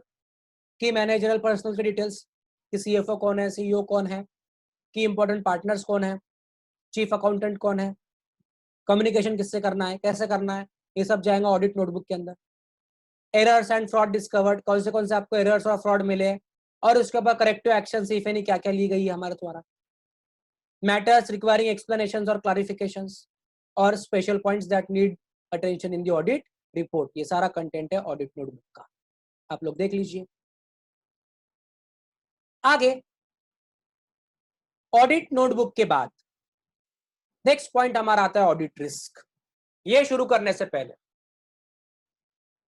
आप लोग थोड़ा सोचिए कि ऑडिट रिस्क क्या है। हमने एक बार पढ़ा था,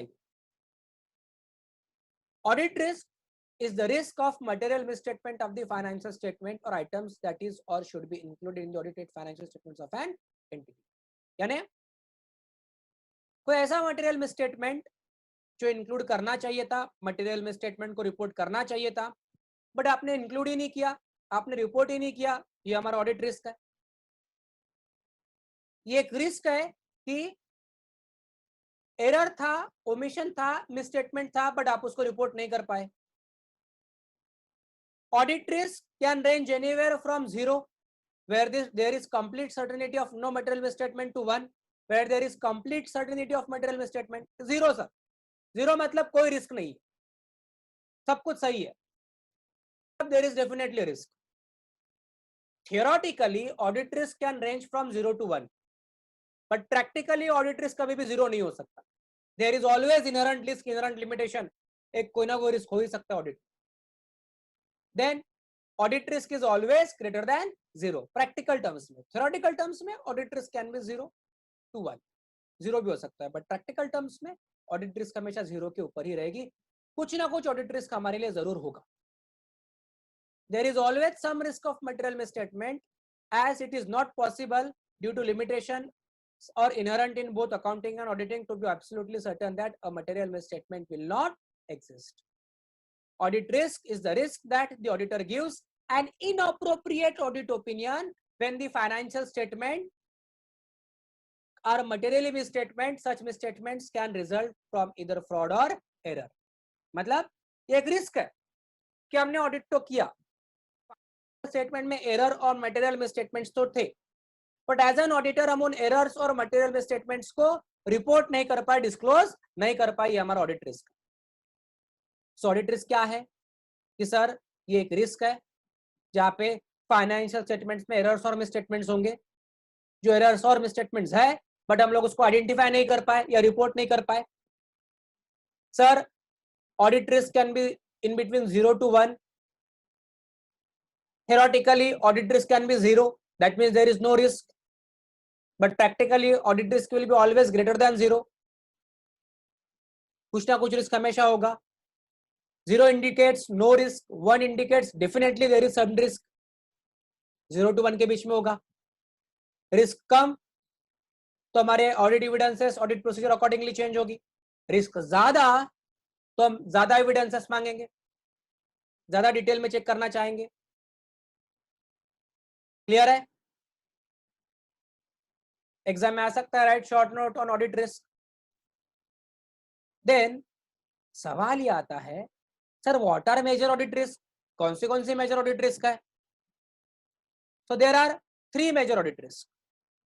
पहला है इनहेरेंट रिस्क। इनहेरेंट रिस्क मतलब क्या? इट इज द रिस्क जहां पे मिसस्टेटमेंट होगा ही होगा, या इंटरनल कंट्रोल्स वीक होने की वजह से हम रिस्क आइडेंटिफाई नहीं कर पाए।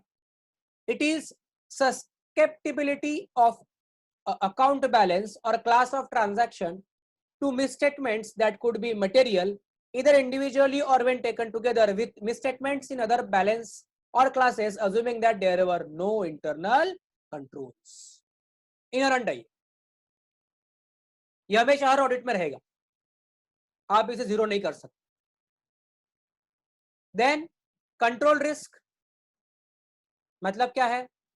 यह ऐसी रिस्क है जहां पे आपको ये पता है कि आपने कंट्रोल्स और चेक पॉइंट्स तो लगा दिए हैं खुद हो के एज अ मैनेजमेंट, कि कुछ मिसस्टेटमेंट ना आवे, कुछ एरर्स ना आवे, बट वो कंट्रोल या जो चेक पॉइंट्स आप लोगों ने इंप्लीमेंट किए हैं या फिर लगाए हैं, वो कंट्रोल और वो चेक पॉइंट्स होने के बावजूद भी आप एरर और फ्रॉड और मिसस्टेटमेंट को आइडेंटिफाई नहीं कर पा रहे हो, या उन कंट्रोल और चेक पॉइंट्स को मिस करके छोड़कर कुछ फ्रॉड और कुछ मिसस्टेटमेंट या कुछ एरर निकल जा रही है। Control risk is the risk that misstatement that could occur in an account balance or class of transactions and that could be material either individually or when taken together with misstatements in other balance or classes will not be prevented or detected or corrected on timely basis by internal control system. तो inherent में हमने क्या देखा? Inherent में हमने assume किया there is no internal control, और उसके बाद में रिस्क। कंट्रोल में हमने क्या अज्यूम किया कि सर कंट्रोल है, बट फिर भी उस कंट्रोल को इवेड करके उस कंट्रोल को तोड़कर कुछ मिसस्टेटमेंट और एरर निकल गया। अब देखिए फर्स्ट 2 लाइन्स आर सेम, आगे का स्टेटमेंट सिर्फ चेंज हो रहा है, आपको याद रखने में आसानी होगी अगर आप इसको लिंक करके रखो तो। और कंट्रोल के बाद there is another one is detection risk. यानी जैसे मैंने कहा था मेरे अर्लियर वीडियोस में कि ऑडिट में हम सैंपलिंग करते हैं और सैंपल करके हम कुछ डेटा निकालते हैं। व्हाट विल हैपन कि मिसस्टेटमेंट है, बट हम लोग सारे ऑडिट प्रोसीजर लगाकर भी उस मिसस्टेटमेंट को या फ्रॉड को या एरर को डिटेक्ट ही नहीं कर पाए, तो ये क्या है? डिटेक्शन रिस्क है। यानी detection risk that an auditors substantive procedures will not detect a misstatement that exists in account balance or class of transactions that could be material either individually or collectively. तो 3 risk है हमारे पास, inherent risk, control risk, detection risk. Inherent risk में हम क्या assume करते थे? There were no internal control, तो क्या रिस्क है? कंट्रोल रिस्क में हम क्या देखते हैं कि सर कंट्रोल होने के बावजूद भी मिसस्टेटमेंट या एरर निकल गया, और डिटेक्शन रिस्क में हम देखते हैं कि सर हम डिटेक्ट ही नहीं कर पाए। आपको एग्जाम में आ सकता है what are major audit risk या what are types of audit risk, या आपको स्पेसिफिकली पूछ सकते हैं write short note on inherent risk या कंट्रोल रिस्क या डिटेक्शन रिस्क। ये हमारे ऑडिट रिस्क है। फिर अगला पॉइंट हमारा था सरप्राइज चेक। ये तो हमारे लिए सरप्राइज चेक है, बट हमारे क्लाइंट के लिए तो ये शॉकिंग चेक, डायरेक्टली हम चले जाएंगे। सरप्राइज चेक क्या है? टू अंडरस्टैंड दिस, अब एक सोचिए कि अगर आप लोगों को पता है कि आपको ऑडिट होने वाला है, तो आप डेफिनेटली अपनी तैयारियां करके रखोगे, अपनी प्रिपरेशन करके रखोगे। आप कोशिश ये करोगे कि सारा डेटा करेक्ट मिले, सारा डेटा अच्छे से मिले। तो सरप्राइज चेक में क्या होता है? एक सरप्राइज का एलिमेंट होता है। जैसे आप विदाउट कम्युनिकेटिंग, विदाउट इंटीमेटिंग, आप डे के बिगिनिंग में पहुंच गए किसी एक एंटिटी में और आपने कहा कि हमें आपका कैश बैलेंस चेक करना है, और आप वेरीफाई करोगे कि आपका ये जो पर्टिकुलर डे का कैश बैलेंस है, ये जो फिजिकल कैश आपने जो काउंट किया है, ये ओपनिंग कैश से मैच हो रहा है कि नहीं हो रहा है। अगर ये मैच हो रहा है तो ठीक है, और अगर मैच नहीं हो रहा है तो प्रॉब्लम है. This is what a surprise check does. तो surprise check should be considered as desirable part of each audit. There are few areas जिनके ऊपर सरप्राइज चेक हमें हेल्प करती है, जैसे verification of cash and investments, test verification of stores and stocks and records relating thereto, verification of books of prime entry and statutory registers normally required to be examined for the purpose of audit. इसके लिए surprise check होता है. Frequency of surprise check auditor ने determine करनी चाहिए अपने audit के nature के ऊपर डिपेंड करके, बट एटलीस्ट ये बोला जाता है कि एक बार तो भी, एटलीस्ट वंस तो भी आपने सरप्राइज चेक करना चाहिए. और सरप्राइज चेक का जो रिजल्ट है वो आप मैनेजमेंट को कम्युनिकेट करोगे. कुछ वीकनेसेस है मैनेजमेंट के इंटरनल कंट्रोल्स में या सिस्टम में, तो आपको कम्युनिकेट करोगे. क्या हो सकता है सरप्राइज चेक में आपका कुछ फ्रॉड भी मिल जाए, तो अकॉर्डिंगली आप उसको आगे रिपोर्ट करोगे. The auditor should himself satisfy that adequate action is taken by management on matters communicated by him, and the result of surprise check should be included in the audit report if they are material and affect the true and fair view of the accounts on which report is to be done. बहुत जरूरी है ये. क्या होगा, मान लेते हैं 31 मार्च को, ईयर एंड को, एक ऑर्गेनाइजेशन कह रही है कि हमारे पास में 50 करोड़ का कैश है. तो इसे वेरिफिकेशन करने के लिए एक तो हम कैश का रिकंसिलेशन कर सकते हैं फ्रॉम द रिस्पेक्टिव पीरियड के डेटा के ऊपर, ये सही में 50 करोड़ हो सकते हैं कि नहीं हो सकते. या फिर बेस्ट वे ये है कि जाके सरप्राइज चेक कर लो 31 मार्च के डे एंड पे और काउंट कर लो कितनी कैश है. आपने काउंट किया 50 करोड़ है, बुक्स ऑफ अकाउंट में 50 करोड़ लिखे है, ठीक है भाई, कुछ काम है तो आपको वहीं पर मिल जाएगा. तो surprise check is another important element of audit.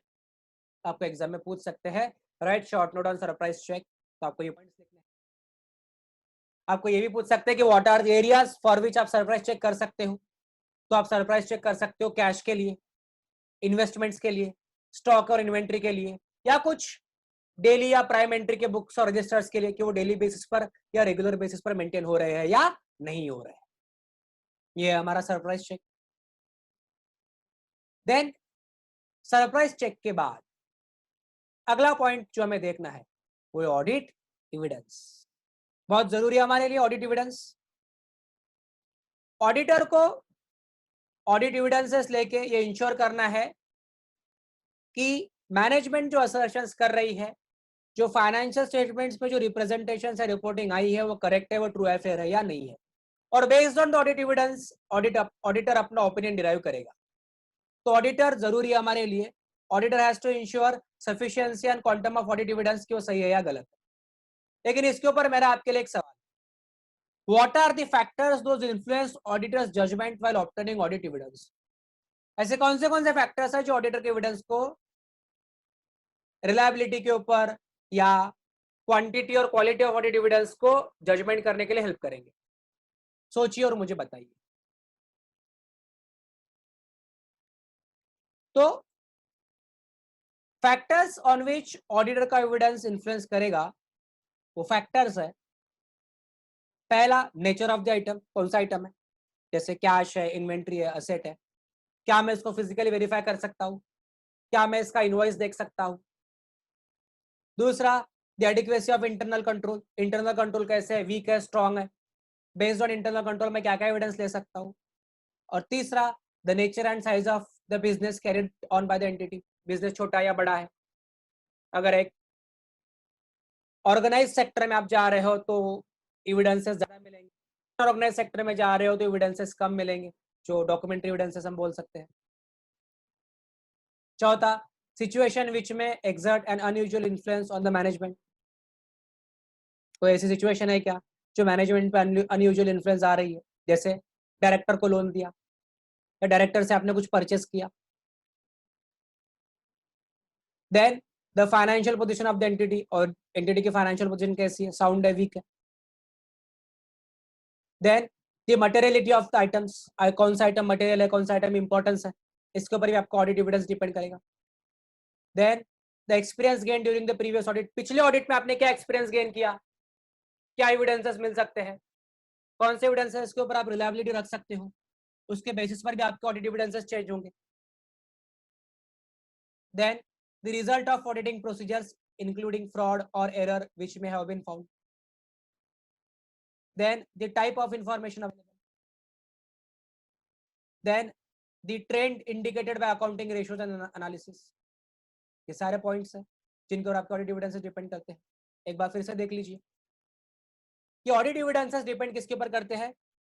The nature of the item, adequacy of the internal control, nature and size of business carried on by the entity, situation which may exert an unusual influence on the management, financial position of the entity क्या है, कौन सा item material है, कौन सा item immaterial है. Then experience gain during the previous audits. Then result of auditing procedures including fraud और error, type of information available, trends indicated by accounting ratios and analysis. This are few point on जिनके ऊपर points जिनके ऊपर आपको audit evidence determine किया जाता है. आप लोग रीड कर लीजिए एक बारी. आगे बढ़ते हुए, so audit evidence must be sufficient and appropriate. तो सफिशिएंट होने चाहिए जितने आप कलेक्ट कर रहे हो, साथ में वो अप्रोप्रिएट भी होने चाहिए, जितने हमारे लिए जरूरी है उतने हमने लिए या नहीं लिए. जिसमें आता है written representation, consideration for specific items, external confirmations. तो सर ऑडिट एविडेंस की नीड क्या है?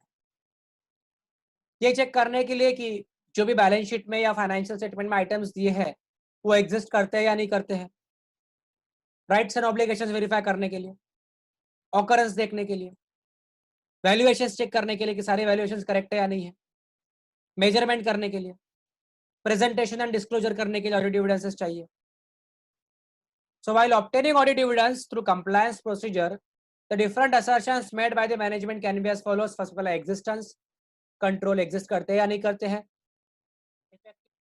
और continuity. So ये है need for audit evidence.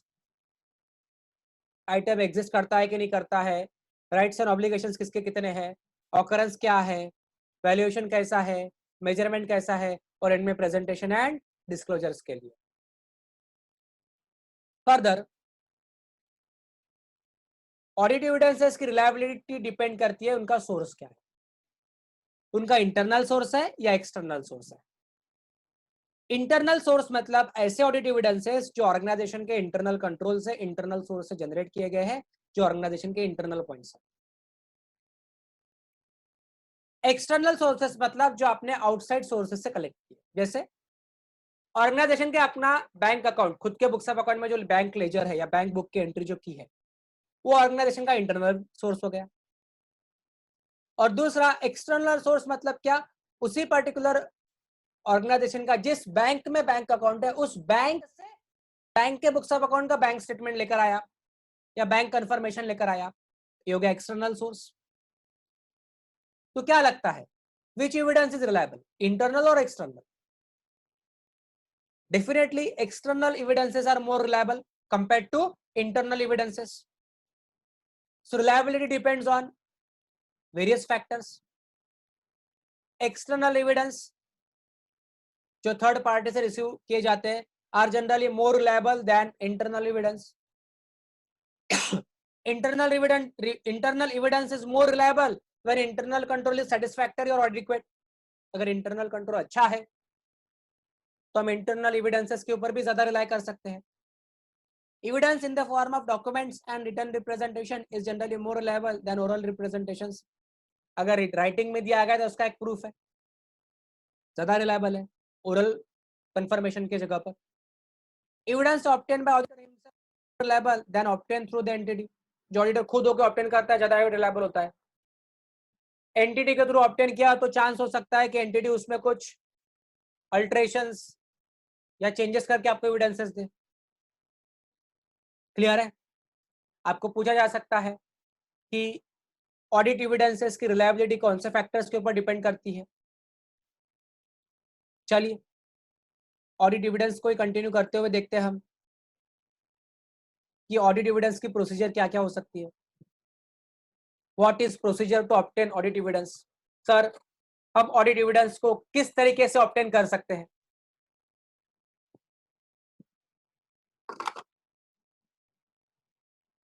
तो procedure to obtain audit dividends में एक प्रोसीजर है इंस्पेक्शन, यानी आप जाके फिजिकली इंस्पेक्ट करोगे, वेरीफाई करोगे टेंजिबल रिकॉर्ड्स को, टेंजिबल एसेट्स को, इन्वेंट्री को, कैश को इंस्पेक्ट करोगे कि वो एक्चुअल में है या नहीं है। दूसरा ऑब्जर्वेशन, आप ऑब्जर्व करोगे कि लोग वहां पे काम किस तरीके से कर रहे हैं, क्या इंटरनल कंट्रोल सही में अवेलेबल है या नहीं है, क्या entries based on the appropriate audit dividends के बेसिस पर ही की जा रही है या नहीं की जा रही है।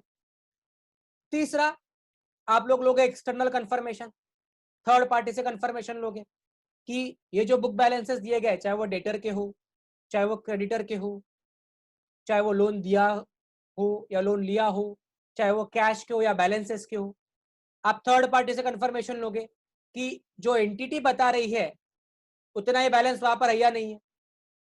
फॉर एग्जाम्पल, एक एंटिटी कर रही है कि मान लेते हैं एक बैंक है जिसका नाम है लू टू लो बैंक, और लू टू लो बैंक में इस एंटिटी के 500 करोड़ रुपए का बैलेंस है, तो आप इस बैंक से जाकर मांगोगे कि सही में इतना बैलेंस पड़ा हुआ है या नहीं पड़ा हुआ है, या लोन का अमाउंट इतना ही है या नहीं है, एक्सटर्नल कंफर्मेशन।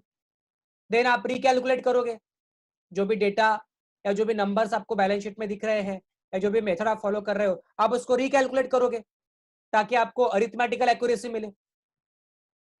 देन आप प्री परफॉर्म करोगे जो भी ऑडिट प्रोसीजर है। मान लेते हैं आपको एक ऑर्गेनाइजेशन में कहा गया है कि हम एक पर्टिकुलर अकाउंटिंग सॉफ्टवेयर यूज कर रहे हैं और ये सॉफ्टवेयर सारी एंट्रीज अच्छे से करता है, तो आप चेक करने के लिए एक पर्टिकुलर प्रोसीजर को रीपरफॉर्म करोगे, ये सब कुछ सही हो रहा है या नहीं हो रहा है, जैसा ये बोल रहे हैं वैसा ही प्रोसीजर या वैसा ही परफॉर्मेंस हमें मिल रहा है या नहीं मिल रहा है। देन आप एनालिटिकल प्रोसीजर्स लगाओगे, यानी कि आप एनालाइज करोगे। जैसे फॉर एग्जांपल, पिछले साल तक नेट प्रॉफिट का रेशो था 5%, जो आपका एनपी रेशो 5% था, और इस साल all of sudden NP ratio हो गया 8%, 8%। तो आप एनालाइज करोगे 8% क्यों हुआ। आप रेशियो एनालिसिस का यूज करोगे, आप चेक करोगे कि अभी तक हमारा वेरियस जो रेशो है, GP ratio, NP ratio, turnover ratio, yield ratio, inventory turn around ratio कैसे थे, कितने थे, और इस साल कितने हैं, और उसमें जो वेरिएशन है वो क्यों और कैसा है। एनालिटिकल प्रोसीजर आप एनालाइज करोगे और इसके साथ में आप इंक्वायरी भी करोगे कि चीजें जो हो रही है वो सही हो रही है या गलत हो रही है, क्या उसमें कुछ प्रॉब्लम्स हमें दिखती है क्या। तो auditor obtains audit evidences performing compliance and substantive procedures by one और मोर ऑफ द मेथड्स।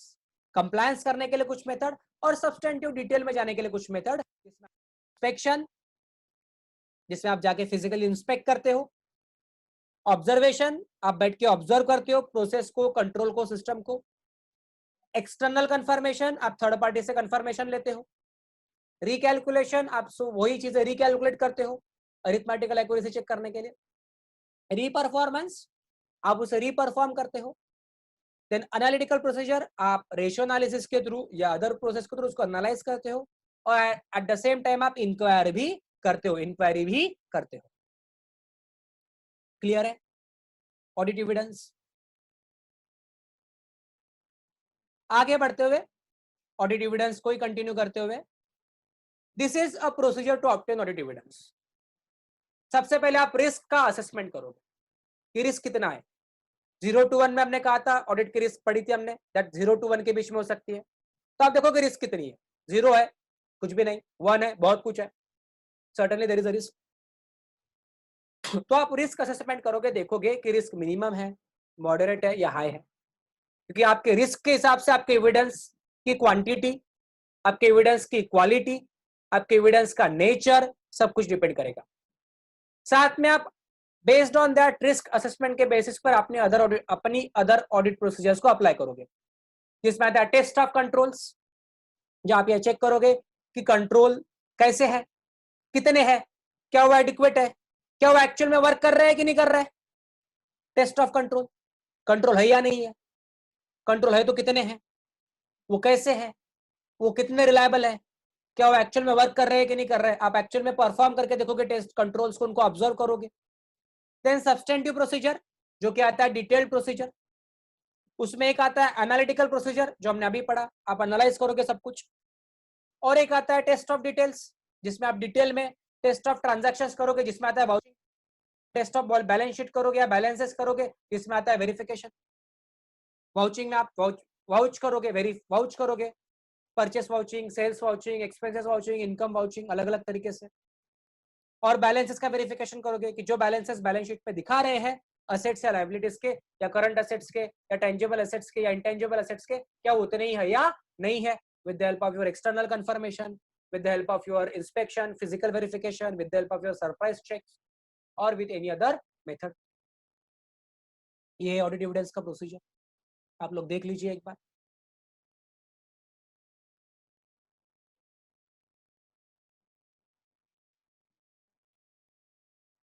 अगर आप लोगों को ये क्लियर है तो हम आगे बढ़ते हैं।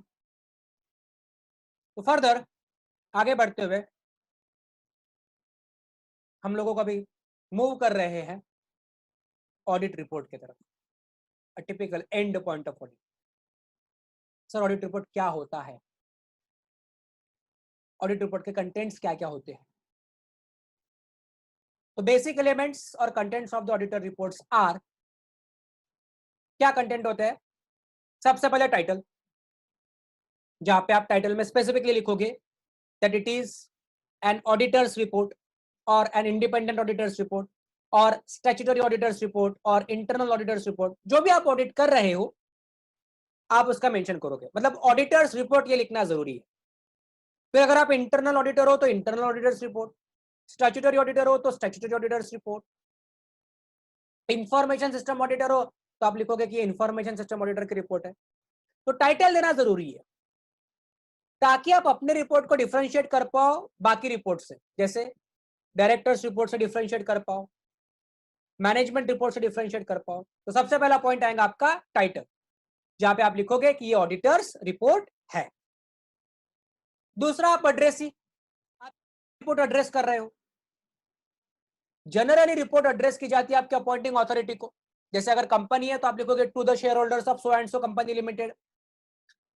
Addressee, to whom you are addressing this report. तीसरा ओपनिंग और इंट्रोडक्टरी पैराग्राफ। तो ओपनिंग और इंट्रोडक्टरी पैराग्राफ में आप क्या आपने उसमें आप क्या लिखोगे कि auditor report should identify the financial statements of the entity that have been audited including the date and the period covered by the financial statement. आप लिखोगे कि ये कौन से एंटिटी का फाइनेंशियल स्टेटमेंट्स का आपने ऑडिट किया है, कौन से पीरियड का आपने ऑडिट किया है। Along with this in your opening और इंट्रोडक्टरी पैराग्राफ में आप ये भी इंक्लूड करोगे that the report should include a statement that the financial statements are the responsibility of entities management and statements state that the responsibility of the auditor is to express opinion on the financial statements based on the audit। अगर आपको मेरे पहले के sessions आप लोगों ने देखे हैं तो आई बिलीव आपको याद होगा, हमने वहां पे पढ़ा था कि ऑडिटर स्पेसिफिकली लिखेगा अपने एंगेजमेंट लेटर में भी कि फाइनेंशियल स्टेटमेंट्स बनाने की प्राइमरी रिस्पांसिबिलिटी किसकी है, मैनेजमेंट की है, और ऑडिटर की रिस्पांसिबिलिटी सिर्फ उसके ऊपर ओपिनियन एक्सप्रेस करने की है। और इसके साथ में आप एक स्कोप पैराग्राफ भी इंक्लूड करोगे जहां पे ऑडिटर अपना स्कोप दिखेगा कि मेरा स्कोप क्या है, मुझे क्या क्या ऑडिट करना है, मैं किस लॉ के तहत ऑडिट कर रहा हूं, मेरी क्या जिम्मेदारियां हैं और मैं क्या क्या चीजें देखने वाला हूं। ये सब कुछ इंक्लूड किया जाएगा स्कोप पैराग्राफ में। तो स्कोप पैराग्राफ में क्या आएगा, The auditor's report should describe the scope of the audit, stating with that कि कौन से लॉ के तहत, कौन से अकाउंटिंग प्रिंसिपल्स के तहत या कौन सा स्टैंडर्ड्स के तहत ये ऑडिट हो रहा है। रिपोर्ट शुड इंक्लूड दैट कि ये ऑडिट जो प्लान एंड परफॉर्म किया गया है, ये प्लान किया गया है रीजनेबल एश्योरेंस, और ऑडिटर उसमें लिखेगा कि ऑडिट करते समय वो कौन से टेस्ट यूज कर रहा है। उसमें लिखना चाहिए उसने कि ये जो हम ऑडिट कर रहे हैं ये audit based on standard on auditing हो रहा है, उसमें जो स्टैंडर्ड कंट्रोल्स और टेस्ट है उसके बेसिस पर हो रहा है करके। तो ऑडिटर्स रिपोर्ट में पहले 4 पॉइंट्स हमने देखे, टाइटल, एड्रेस, ओपनिंग और introductory paragraph and then scope paragraph. इसके अलावा ऑडिटर्स रिपोर्ट में क्या आएगा, फिफ्थ वन आएगा ओपिनियन पैराग्राफ, इसमें वो अपना ओपिनियन देगा। जनरली ओपिनियन के 4 टाइप्स होते हैं, अनक्वालिफाइड और clean opinion, qualified opinion, disclaimer of opinion and adverse opinion. हम डिस्कस करेंगे इसके ऊपर इसी सेशन में। तो ओपिनियन पैराग्राफ में ऑडिटर अपना ओपिनियन देगा। Then date of the report, report किस दिन को साइन किया है आपने, उसकी डेट आएगी उसके ऊपर। देन प्लेस ऑफ सिग्नेचर, किस जगह पर, किस प्लेस पर आपने रिपोर्ट साइन किया है, मुंबई में साइन किया है, दिल्ली में साइन किया है, झुमरी तलैया में साइन किया है, कहां साइन किया है, उसके प्लेस का आप मेंशन करोगे। आखिरी में आपकी साइन तो जरूरी है ना भाई साहब, आप उसको साइन भी करोगे। इसके अलावा एक बार हम फिर से देख लेते हैं कि ऑडिट रिपोर्ट में क्या आएगा। सबसे पहला पॉइंट क्या आएगा, टाइटल, जिसमें आप लिखोगे that it is an auditors report. दूसरा पॉइंट क्या है, सोचिए, दूसरा पॉइंट क्या है, एड्रेस ही, टू होम आप ये रिपोर्ट को एड्रेस कर रहे हो। तीसरा पॉइंट क्या है, सोचिए, तीसरा पॉइंट क्या है, ओपनिंग और इंट्रोडक्टरी पैराग्राफ, जहां पे आप ओपनिंग पैराग्राफ में लिखोगे कि आप किस एंटिटी को ऑडिट कर रहे हो, किस पीरियड को ऑडिट कर रहे हो, मैनेजमेंट की क्या रिस्पॉन्सिबिलिटी है। ये फाइनेंशियल स्टेटमेंट्स को बनाने की रिस्पॉन्सिबिलिटी किसकी है, मैनेजमेंट की है, मेरी नहीं है। चौथा क्या, चौथे इसमें आप क्या लिखोगे, स्कोप पैराग्राफ, आप लिखोगे आपके ऑडिट का स्कोप क्या है, आपकी जिम्मेदारी क्या है, कि आपकी जिम्मेदारी सिर्फ इसके ऊपर ओपिनियन एक्सप्रेस करने की है और आप एक रीजनेबल एश्योरेंस दोगे। आप उसमें ये भी लिखोगे कि आप कौन से सब्सटेंटिव प्रोसीजर्स वगैरह फॉलो कर रहे हो, बराबर। पांचवा क्या है, ओपिनियन पैराग्राफ, आप उसमें अपना ओपिनियन दोगे based on your audit. Six, date, किस डेट को ये ऑडिट रिपोर्ट बनी है। सेवंथ, प्लेस ऑफ सिग्नेचर, किस प्लेस पे आप इसको साइन कर रहे हो। एट, आपकी सिग्नेचर, ऑडिटर सिग्नेचर, आप एक बार इसको देख लीजिए और याद करने की कोशिश कीजिए।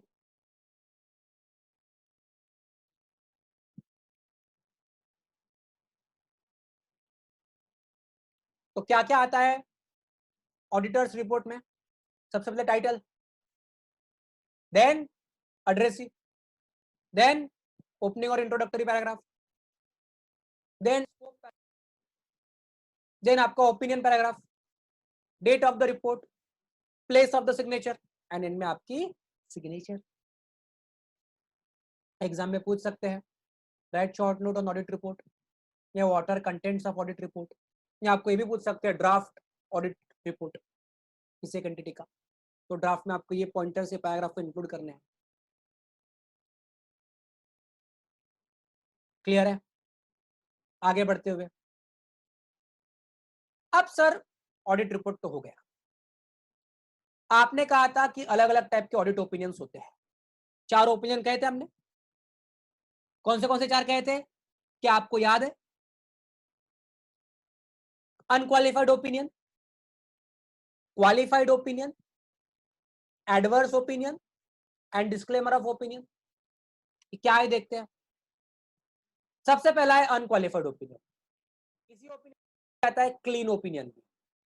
ये ओपिनियन कब आता है, जब ऑडिटर अपना क्लीन ओपिनियन देता है, मतलब when he comes to a conclusion that financial statements represent true and fair view,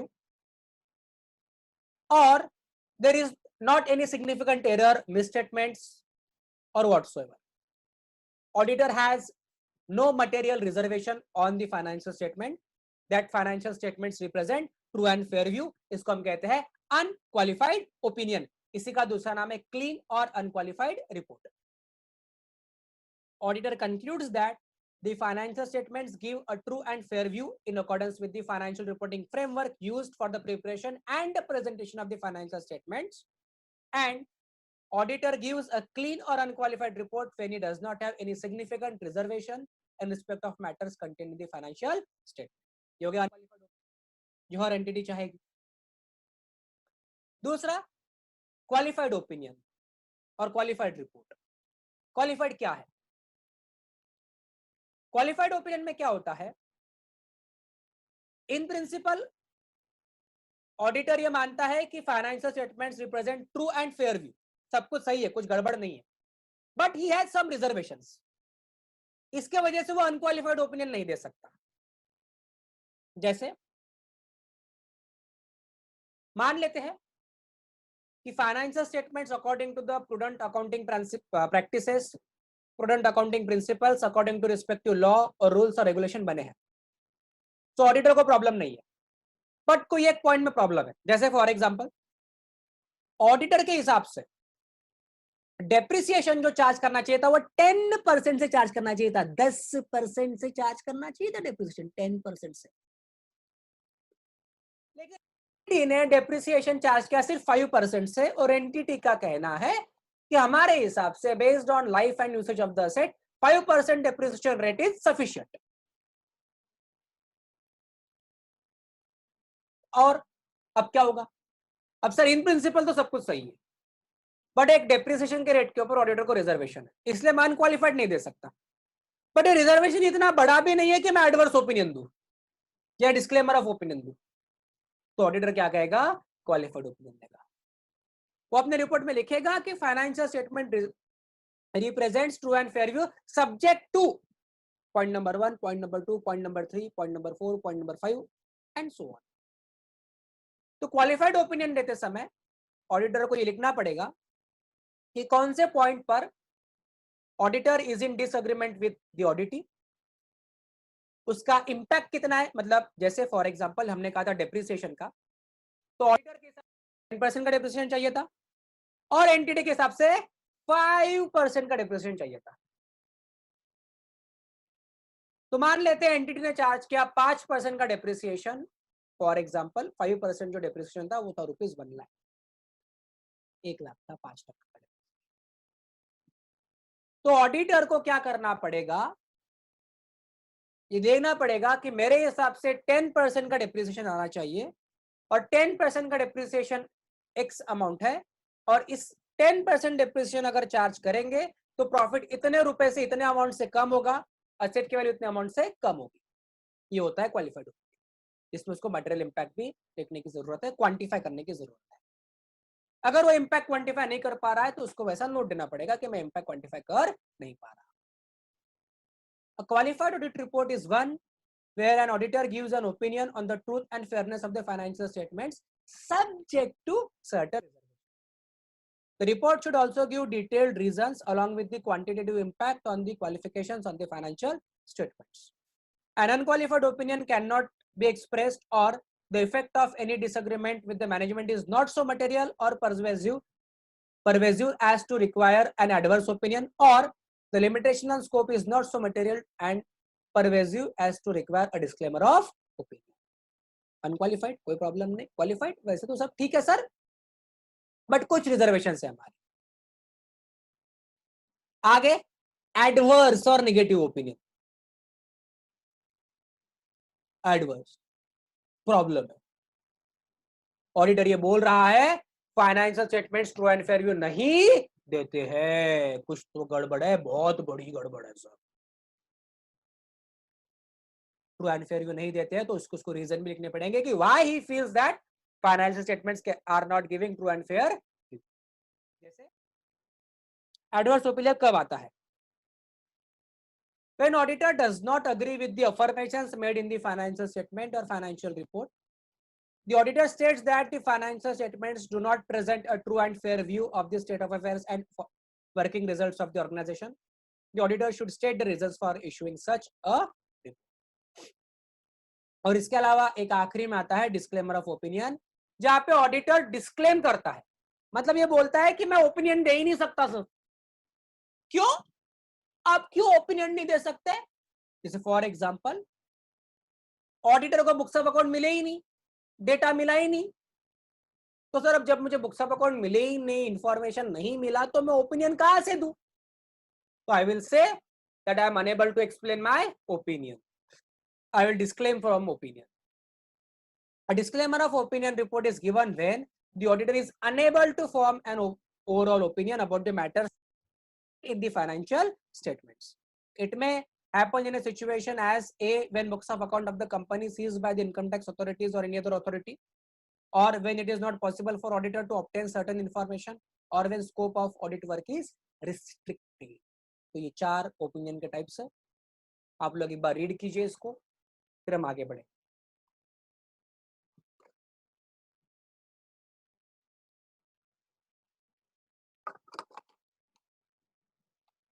I hope आप लोगों को क्लियर है. 4 ओपिनियन के टाइप्स क्या है?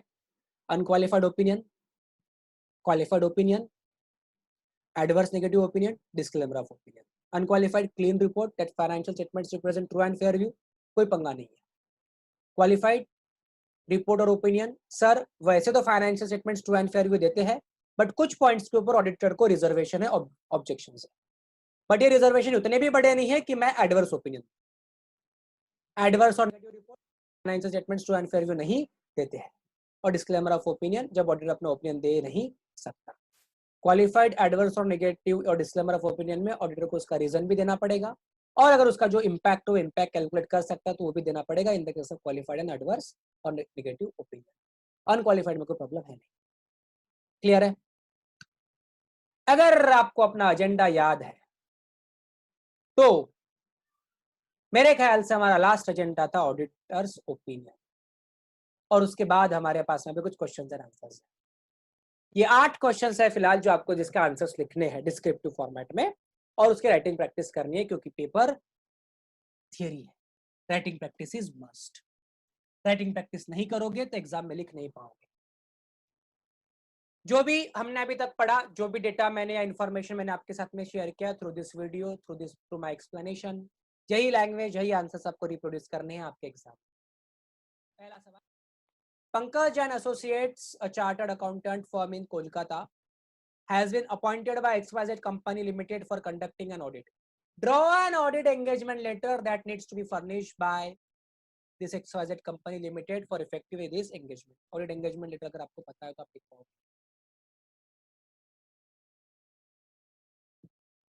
मेरे ख्याल से हमने पहले फर्स्ट लेक्चर में या फर्स्ट वीडियो में देखा था ऑडिट एंगेजमेंट लेटर क्या है और उसका कंटेंट क्या है.